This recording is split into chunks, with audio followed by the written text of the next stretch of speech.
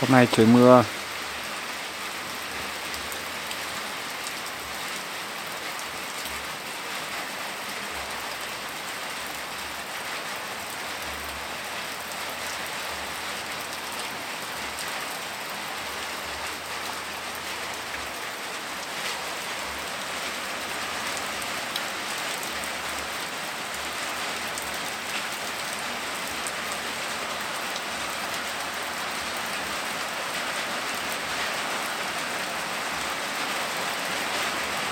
In hai từ biển nhà lơ.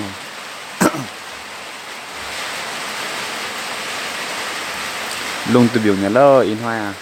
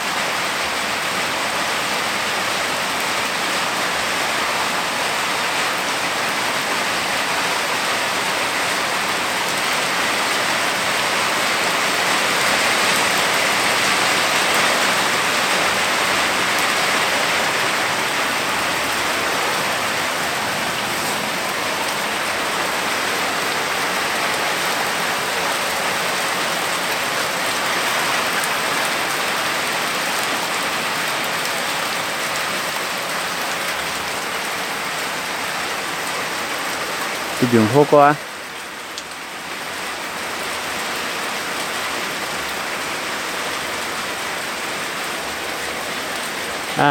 Mình ở Tây Bắc bạn ơi. Tây Bắc bây giờ trời mưa to lắm.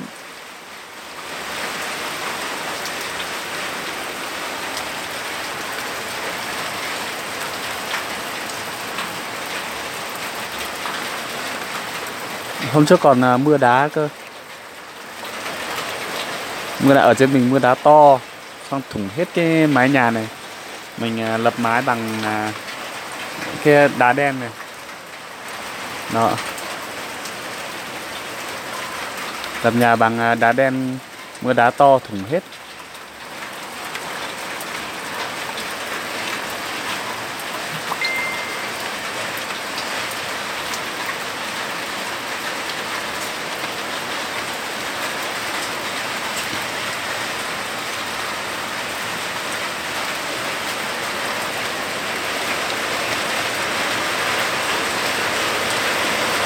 Bạn ở trong Nam à?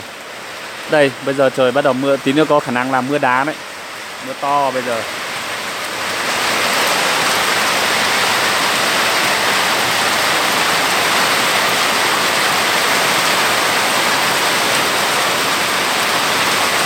Mình lo nhất là mưa đá. Mấy cái cây ăn quả hỏng hết.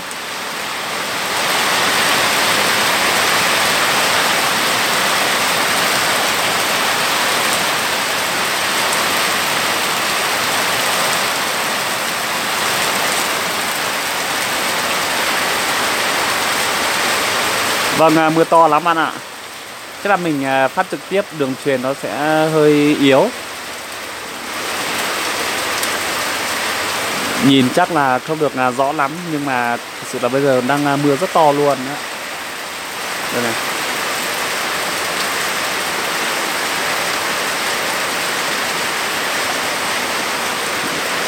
Kia kìa. Đó. Đây.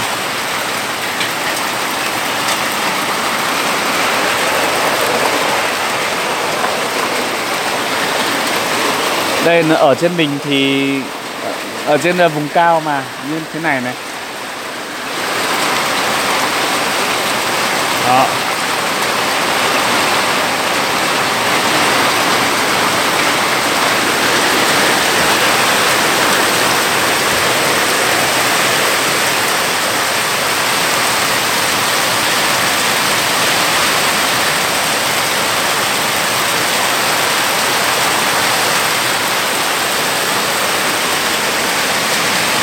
Đây mưa to dột hết nhà đây.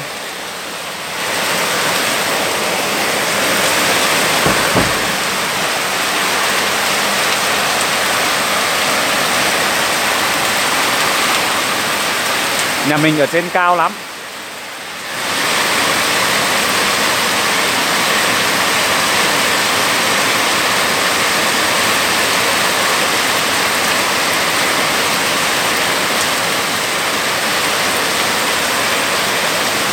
À thế ạ.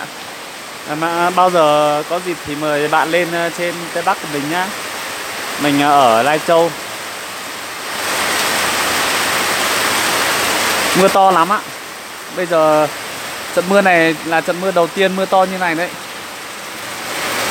Mình sợ là tí nữa có khả năng mưa đá thì mấy cái cây này, cây lê của mình hỏng hết. Cây lê, cây mận này với cây đào, một số cây nữa. Mưa đá nó về sau nó hỏng hết.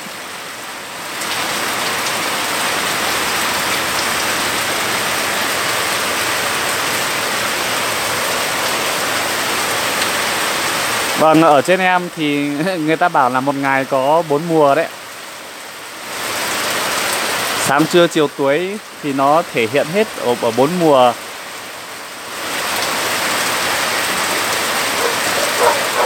À đấy ạ.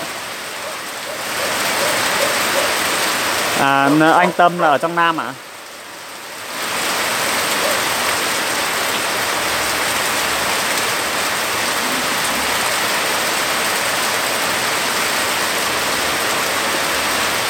Vâng, bạn Ngọc Nguyễn, ở trên mình hay có nhiều đoàn lên, người ta bảo là kiểu đi phượt ấy.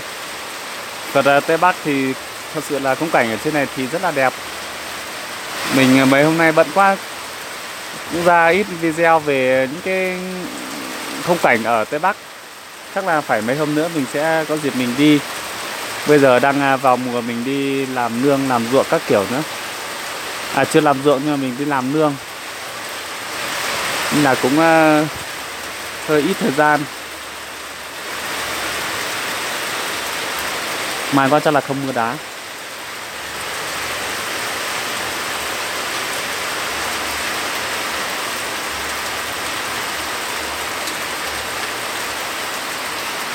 Đây mưa một tí mà ướt hết này. Đây củi nhà em đây. Đi điệu từ trên nương về đấy. Đây mưa một phát đã được một chậu to đùng nước đục kinh khủng.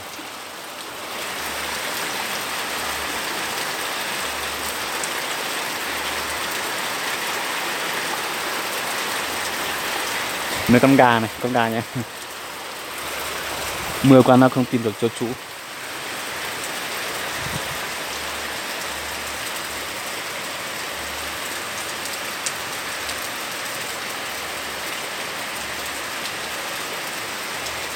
Vâng, ướt hết rồi. Thì lại đợi mấy hôm trời nắng thì mình mới có thể là mình ấy được. Mình đốt được, còn bây giờ đốt thì không cháy rồi. Ở trên em thì chủ yếu là đun bằng bếp củi thôi. Còn bếp điện thì ít lắm.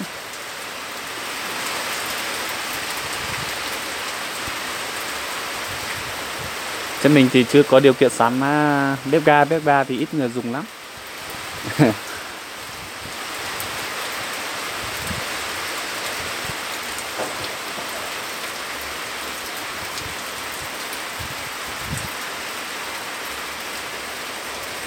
Rồi dịu rồi. Thôi chào tất cả mọi người nhé, chào bạn Ngọc Nguyễn nhé.